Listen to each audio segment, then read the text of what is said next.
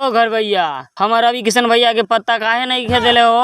का हो जाई भैया आज खाना ना खाइए था? चुप बुर्बक, न जाने कितना दिन के बाद सब भाई मिलल बानी और तू बोला तारे कि भैया खाना ना खाइए। हो खेसारी पवन भाई, तू दोनों तो आपस में मत लड़ा, तू दोनों तो पहले से विवाद में रह तारा। देखी भैया, हम मानत आने कि हम दोनों विवाद में रहिले, लेकिन ई विवाद के सारा जर खेसरिया बा। का हो पवन भैया, सबसे बुड़बक हम ही बानी का? हाँ हो खेसारी बाबू, सबसे बड़का जड़ तू ही बारा। हम क्या कहनी हो? सब गायक से ज्यादा तो अश्लील गाना तू ही गा बता रहा। हम कौन अश्लील गाना गईनी हो? तो ई का है?